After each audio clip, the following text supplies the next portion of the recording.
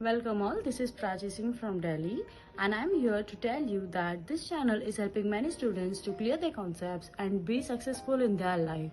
So, please subscribe the channel Friendly Tutor and don't forget to press the bell icon to get the notifications. Now, enjoy the video. Hello दोस्तों, मैं हूं आपका friendly tutor Ghanshyam और आज हम polymer के बारे में पढ़ने जाने वाले हैं। पॉलीमर ये बहुत ही इजी यूनिट है जिसको पढ़ने के लिए बहुत ही कम मेहनत लगेगी, बहुत ही कम टाइम आपको लगने वाला है और इस यूनिट को हम एज अ बोनस भी कंसिडर कर सकते हैं जो 12th में अपने को अच्छे मार्क्स स्कोर करने के लिए काम में आएगा। तो देखते हैं पॉलीमर का मतलब क्या होता है। सबसे पहले हम देखते हैं कि meaning, what is the meaning of polymer. तो पॉलीमर ये एक ग्रीक वर्ड है जिसमें कि पॉली का मतलब होता है मेनी, पॉली का मतलब होता है मेनी और मेरोज का मतलब होता है पार्ट्स और यूनिट्स, पार्ट्स और यूनिट्स।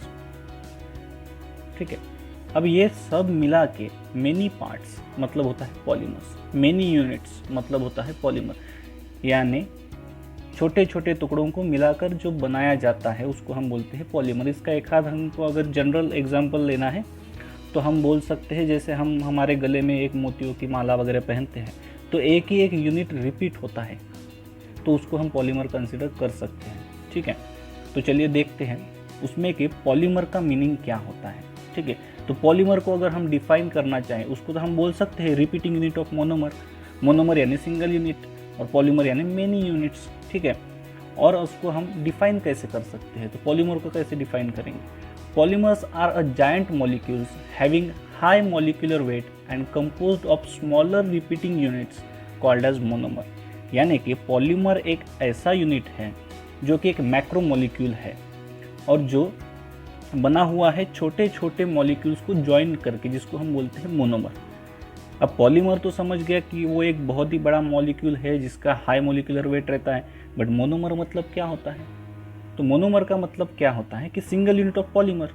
अब आप बोलेंगे ये तो आपने इसको क्रॉस कर दिया, single unit of polymer, repeating unit of monomer, but monomer का एक्चुअल डेफिनेशन क्या बन सकता है। तो मोनोमर को हम कैसे डिफाइन करेंगे, the simplest molecule which combine to give polymer is called as monomer. यानी कि एक जो छोटा से छोटा और सिंपल मॉलिक्यूल है जो कंबाइन हो रहा है टू गिव पॉलीमर, यानी कि एक छोटा सा यूनिट जो कंटिन्यूसली रिपीट हो रहा है और हमको दे रहा है पॉलीमर, उसको हम बोलेंगे मोनोमर। इसका अगर हमको एक आध एग्जाम्पल लेना है तो हम कैसे ले सकते हैं। अगर हमने कंसिडर किया कि कोई आदमी है, एक पूरी चैन बना के खड़े हैं, एक के बाजू में एक के बाजू में एक ऐसे खड़े हैं और एक दूसरे के उन्होंने हाथ पकड़े हुए हैं, तो उसमें का जो पूरा का पूरा चैन बन रहा है उसको हम बोल सकते हैं पॉलीमर्स। और उसमें जो रिपीट हो रहा है, एक ही एक आदमी या एक आदमी रिपीट होते जा रहे हैं, उन एक सिंगल आदमी को हम क्या कहेंगे, मोनोमर कहेंगे। ठीक है, तो मोनोमर यानी सिंगल एक आदमी जो है वो, और पॉलीमर यानी टोटल जो चेन बन रहा है वो। इस वजह से आपको समझ गया कि मोनोमर किसको बोलते हैं और पॉलीमर किसको बोलते हैं। सिंगल यूनिट होगा तो मोनोमर और मेनी यूनिट्स होंगे तो पॉलीमर। ठीक है, अब देखते हैं उसको क्लासीफाई कैसे किया जाता है। अब क्लासीफाई कैसे करेंगे, अब उसके अलग अलग टाइप के क्लासिफिकेशन आते हैं। टोटल नियर अबाउट 5 टाइप्स के क्लासिफिकेशन हमको दिए हुए हैं। उसमें से पहला क्लासिफिकेशन हमारा आ रहा है classification based on the source of origin. उसका ओरिजिन कहाँ से हुआ है उसके ऊपर से उसका क्लासिफिकेशन अगर हम करते हैं तो वो 3 टाइप में होगा। उसमें का फर्स्ट है नेचुरल पॉलीमर, सेकंड है सेमी सिंथेटिक पॉलीमर और थर्ड है सिंथेटिक पॉलीमर। अब उसमें का अगर मैं बोलता हूँ नेचुरल पॉलीमर के बारे में हमको पढ़ना है तो नेचुरल पॉलीमर हम किसे कहेंगे, सो उसको कैसे डिफाइन करेंगे। तो देखते हैं, natural polymers are those polymers which are obtain either from plants और from animals and are named as plant polymer and animal polymer. यानी कि एक ऐसा पॉलीमर जो हमको ऑब्टेन हुआ है प्लांट्स से या फिर एनिमल से, उसको हम कहेंगे पॉलीमर। ठीक है, अब उसके एग्जाम्पल्स क्या क्या हैं, तो जैसे सेलुलोज हो गया, जूट हो गया, लिनन हो गया, सिल्क, वूल, ये हमारे एग्जाम्पल्स हो गए नेचुरल पॉलीमर के। अब प्लांट से मिलने वाले कौन से हैं, सेलुलोज हो गया, कॉटन हो गया, लिनन हो गया, ये हमको प्लांट से मिलते हैं। एनिमल से क्या मिलता है, वूल मिलता है, तो वो हो गया हमारा नेचुरल पॉलीमर। अब देखते हैं सेमी सिंथेटिक पॉलीमर। अब सेमी सिंथेटिक किसको कहेंगे? Semi synthetic polymers are those natural polymers whose properties are modified by some chemical treatment. यानी सेमी सिंथेटिक पॉलीमर ये ऐसे पॉलीमर है जिसकी प्रॉपर्टीज हमने मॉडिफाइड की है, नेचुरल पॉलीमर्स की प्रॉपर्टीज हमने मॉडिफाई की है bye means of chemical reaction. उसमें थोड़ी सी केमिकल रिएक्शन करके उसकी प्रॉपर्टीज इन्हांस की है। और कौन सी प्रॉपर्टीज इन्हांस की? The properties which are modified are appearance, textile strength and lustre. उसकी चमक, उसका दिखने वाली, उसका अपीयरेंस, उसकी स्ट्रेंथ क्या है, उसको अगर हमने इंक्रीज किया, उसको मॉडिफाई किया, तो उसको हम बोलते हैं semi synthetic polymer. For example कपास जो था हमारा नेचुरल पॉलीमर था, उससे हम खादी के जो क्लॉथ्स है वो बनाते थे। अब हमने उसके ऊपर क्या किया? केमिकल रिएक्शंस किया और हमने क्या बनाया? रेयॉन, जो कि उसकी अभी स्ट्रेंथ भी बढ़ गई है और वो दिखने में भी उसकी चमक आ गई है, उसका अपीयरेंस चेंज हो गया है, तो वो हो गया हमारा सेमी सिंथेटिक पॉलीमर्स। अब देखते हैं सिंथेटिक पॉलीमर किसे कहेंगे। Synthetic polymers are those polymers which are man made, prepared in laboratories और industries from a chemical substances. यानी सिंथेटिक पॉलीमर्स ये ऐसे पॉलीमर्स हैं जिसमें कोई भी नेचुरल पॉलीमर इंक्लूड नहीं है, जिसको हमने लैब में प्रिपेयर किया है और केमिकल सब्सटेंस के मदद से प्रिपेयर किया है, वो हो गया हमारा सिंथेटिक पॉलीमर्स। इसके एग्जांपल कौन से आ सकते हैं? नायलॉन जो है हम यूज़ करते हैं रस्सी नायलॉन की बांधने के लिए, वो हो गया हमारा सिंथेटिक पॉलीमर। पॉलीइथिलीन हो गया, जो हमको पॉलीथीन हम बोलते हैं उसको, कैरी बैग जो हम कैरी करते हैं, जो अभी बैन हो चुका है, आपको नहीं यूज़ करना है, तो वो जो है सिंथेटिक पॉलीमर में आता है। अब उसका सेकंड टाइप का क्लासिफिकेशन किस टाइप से है? तो वो आता है the classification on the basis of structure. अब स्ट्रक्चर कैसे बना हुआ है उसके बेसिस पे जो क्लासिफिकेशन बनता है उसको हम बोलेंगे on the basis of structure. अब वो कितने टाइप का आता है? वो है 3 टाइप का। एक है लिनियर, दूसरा है ब्रांच और तीसरा है क्रॉस लिंक। अब लिनियर यानी क्या? सीधी सीधी लाइन बनेगी। अभी हमने देखा, एक लाइन हमने देखी थी, आदमी खड़े हुए थे और उन्होंने अपने हाथ पकड़े हुए थे, वो हो गया हमारा लिनियर पॉलीमर। उसमें जो मोनोमर यूज़ होता है उसको 2 फंक्शनल ग्रुप होते हैं। जैसे आदमियों को 2 हाथ होते हैं, एक साइड में एक फंक्शनल ग्रुप, दूसरे साइड में दूसरा फंक्शनल ग्रुप, तो 2 फंक्शनल ग्रुप होने की वजह से वो लिनियरली अटैच्ड होता है। जैसे अगर मैंने एक मोनोमर मॉलिक्यूल लिया, ठीक है, उसको इस साइड में भी फंक्शनल ग्रुप है और इस साइड में भी फंक्शनल ग्रुप है, ठीक है, तो वो क्या करेगा? ऐड होते वक्त ऐसे ऐड होती जाएगा। ये हो गया हमारा लीनियर पॉलीमर। और ये कितने तक रिपीट होगा? बहुत है, उसकी अनकाउंटेबल नंबर्स है ना। 100 हो सकता है, 200 हो सकता है, 400 हो सकता है, कितने भी यूनिट्स हो सकते हैं, 1000 हो सकते हैं, 1000 हो सकते हैं, और हमने उसको मैक्रोमोलिक्यूल कहा है तो लैक्स में भी हो सकता है, ठीक है। तो ये हो गया हमारा लीनियर पॉलीमर जिसमें 2 फंक्शनल ग्रुप होते हैं। इसका एग्जाम्पल अगर हम देखना चाहें तो वो एग्जाम्पल क्या हो सकता है? पीवीसी पाइप्स होते हैं, पीवीसी के, पॉलीविनिल क्लोराइड, तो वो जो पाइप्स हम घर में यूज़ करते हैं वो है हमारा लीनियर पॉलीमर, ठीक है। दूसरा देखते हैं ब्रांच पॉलीमर। अब ब्रांच पॉलीमर में क्या होता है? 3 फंक्शनल ग्रुप होते हैं उसके मोनोमर्स को। तो कैसे? अगर ये मैंने बोला मोनोमर यूनिट है तो ये तो 2 फंक्शनल ग्रुप है, बट साथ में और एक नीचे से एक फंक्शनल ग्रुप हो सकता है या फिर ऊपर से एक आधा फंक्शनल ग्रुप हो सकता है। तो वो कैसे देखते हैं। अगर ये मैंने चेन बना लिया लीनियर में,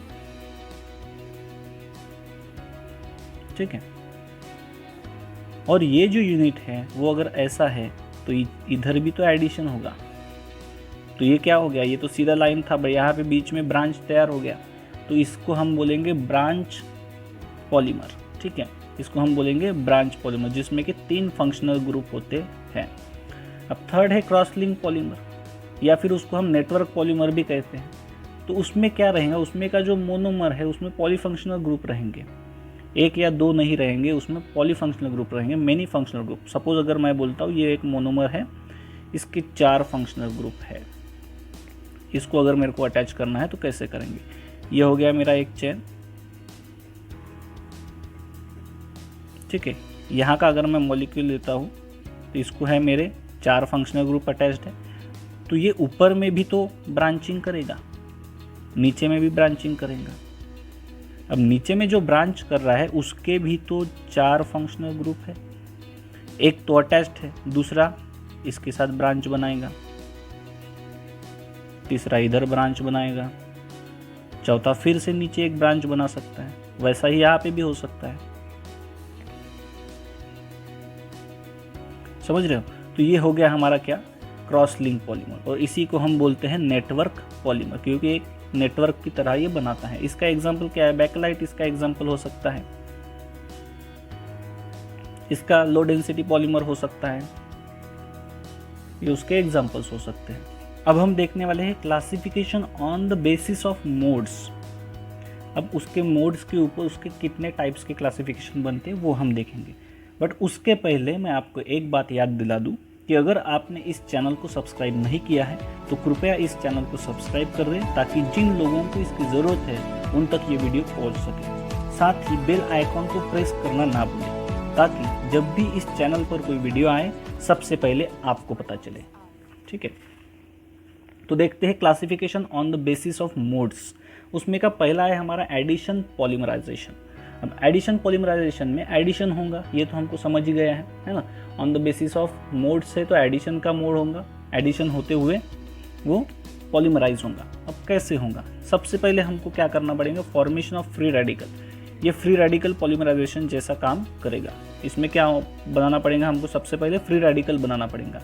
अब हमको पता है फ्री रेडिकल ये बहुत ही रिएक्टिव स्पीसीज होती है, कार्बोकटायन और कार्बो अनायन से भी ज़्यादा फ्री रेडिकल रिएक्टिव होता है।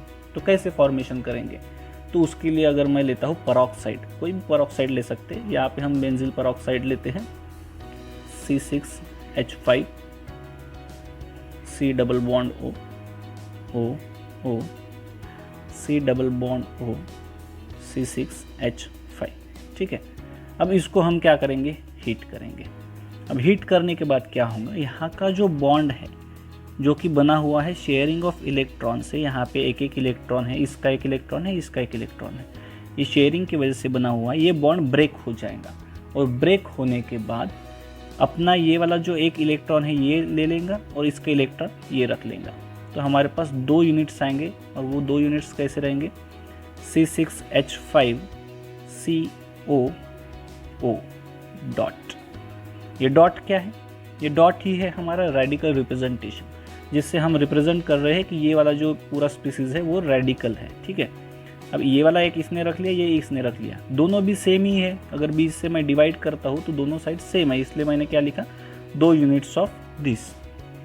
ठीक है, अब हम क्या करेंगे, इसको स्टेबलाइज करना पड़ेगा। स्टेबलाइज करने के लिए क्या होगा, यहाँ पे भी तो 2 इलेक्ट्रॉन्स हैं। ठीक है, तो ये क्या करेगा, ये एक इलेक्ट्रॉन इसको डोनेट कर देगा और ये एक इलेक्ट्रॉन यहाँ पे आएगा, तो यहाँ पे एक बॉन्ड बन जाएगा। ठीक है, तो वो बॉन्ड कैसे बनेगा, CO2 बन जाएगा। ये कैसे बनेगा, CO2। और अब एक ही इलेक्ट्रॉन बचा है इसके पास, किसके पास, बेंजीन के पास, तो इसको हम लिखते हैं ऐसे C6H5 डॉट।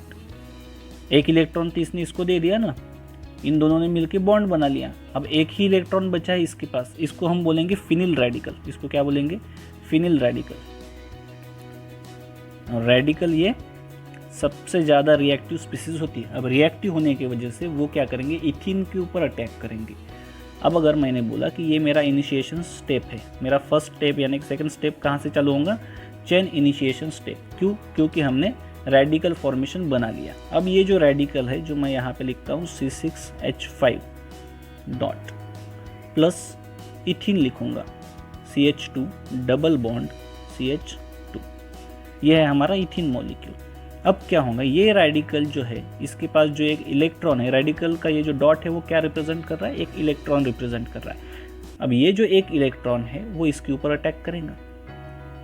इसके ऊपर जैसे ही अटैक करेगा, यहाँ का जो बॉन्ड है वो ब्रेक हो जाएगा और यहाँ पे बॉन्ड फॉर्मेशन होगा। यहाँ का जो 2 इलेक्ट्रॉन्स थे वो ब्रेक होने की वजह से एक इलेक्ट्रॉन यहाँ पे चला जाएगा, ये वाला एक इलेक्ट्रॉन यहाँ पे चला जाएगा, और एक जो इलेक्ट्रॉन है वो इसके साथ बॉन्ड बनाएगा। ठीक है, तो ये कैसे बनेगा देखते हैं, C6H5, ये एक इलेक्ट्रॉन किसका है, इसके पास का था खुद का, और एक इलेक्ट्रॉन इसने दिया, तो ये दोनों मिला के एक बॉन्ड फॉर्मेशन हो गया, CH2 और एक डॉट।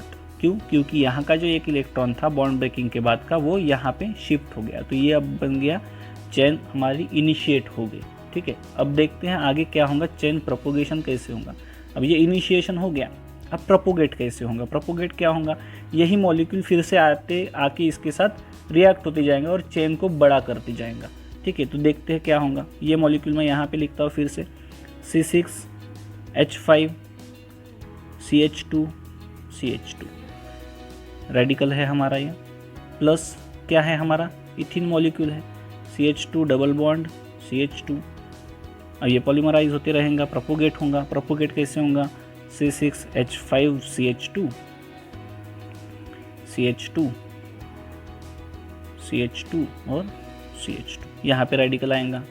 क्या हो रहा है, समझ रहा है कि ये मॉलिक्यूल फिर से ये इलेक्ट्रॉन यहाँ पे अटैक करेंगे और ये इलेक्ट्रॉन यहाँ पे जाएगा, समझ रहे हो, और आके अटैच होते जाएंगे कंटिन्यूसली। ठीक है, अब इसके बाद का जो स्टेप आएगा वो है हमारा चेन टर्मिनेशन स्टेप। ये कब तक बढ़ेगा, इसको कभी ना कभी तो रुकना पड़ेगा। ये रुकेगा तो कैसे रुकेगा, चेन टर्मिनेशन कैसे होगा।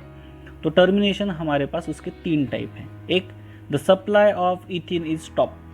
ये जो इथिन मॉलिक्यूल है इसका सप्लाई ही अगर स्टॉप कर दे तो कैसे रिएक्ट होगा और कैसे पॉलीमराइज होगा, कैसे बढ़ेगा आगे स्टेप। तो ये स्टॉप हो गया तो हमारा पॉलीमराइजेशन स्टॉप हो सकता है। बट इसमें ड्रॉबैक एक है, ये वाले अगर इससे स्टॉप हुआ, जैसे ही इथिन मॉलिक्यूल उसको मिल गया वो फिर से क्या होगा, ग्रोथ उसका शुरू हो जाएगा, फिर से वो बढ़ना शुरू हो जाएगा।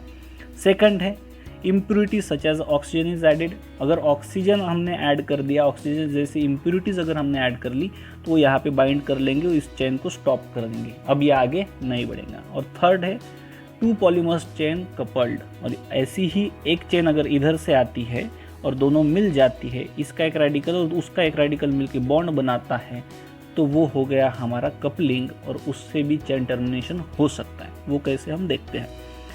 C6H5 CH2 CH2 CH2 and CH2, ये एक चेन हो गया।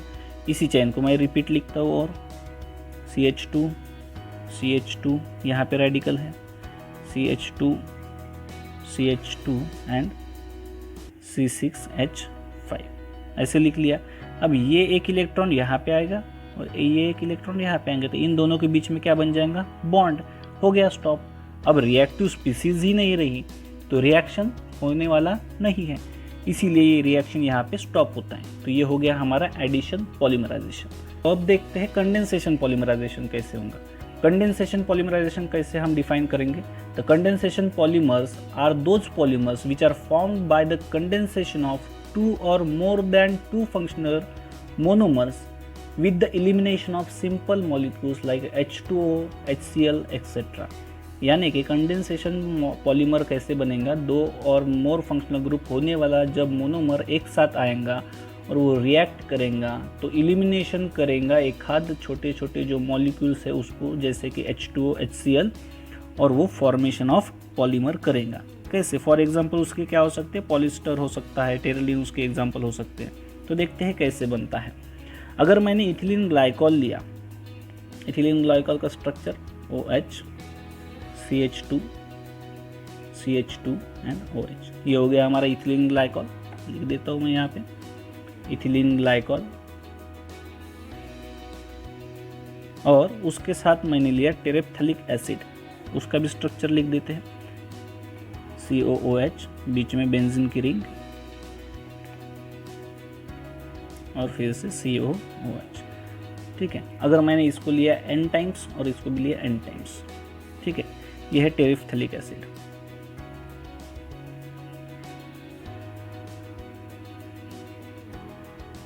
ठीक है, टेरेप्थेलिक एसिड है ये।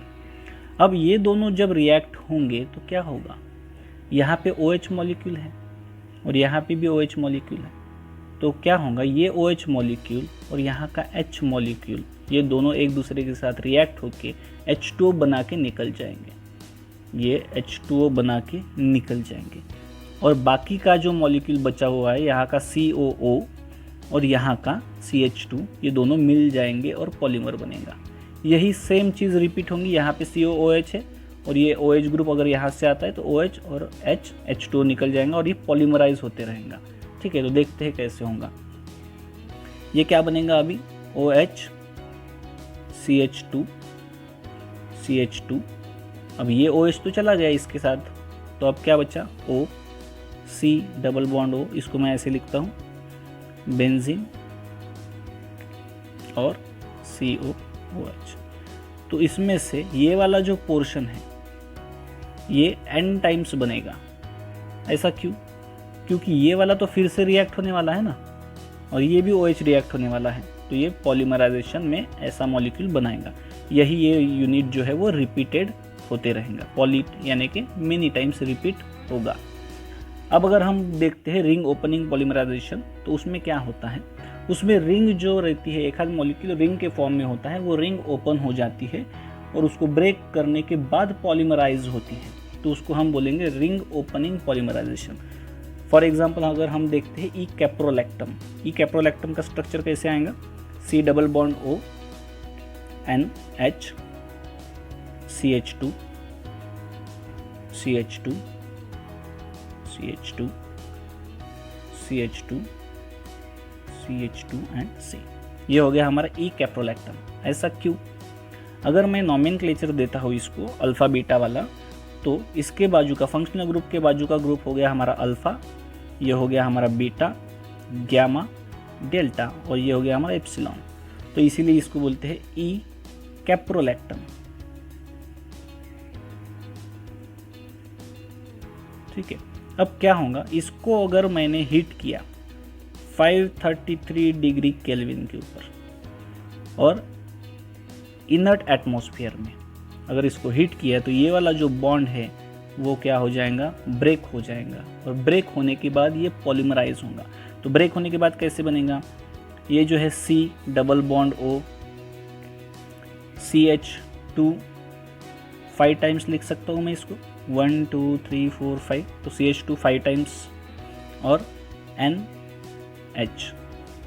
अब ये वाला जो यूनिट है वो कंटिन्यूसली क्या होगा, रिपीट होगा। अगर इसको मैंने n टाइम्स लिया तो ये n टाइम्स रिपीट होगा, और इसी को हम बोलते हैं नायलॉन 6 मॉलिक्यूल। नायलॉन 6 मॉलिक्यूल का प्रिपरेशन और रिंग ओपनिंग पॉलीमराइजेशन का प्रिपरेशन दोनों भी एक ही जैसा हम लिख सकते हैं। ठीक है, तो ये हो गया हमारा ring opening polymerisation. Thank you for watching this video. इस चैनल को सब्सक्राइब कीजिए और नोटिफिकेशन के लिए नीचे दिए गए बेल आइकन को दबाएं, और हाँ, इसे शेयर करना ना भूलें ताकि जिन लोगों को इसकी ज़रूरत है उन तक पहुंच सके।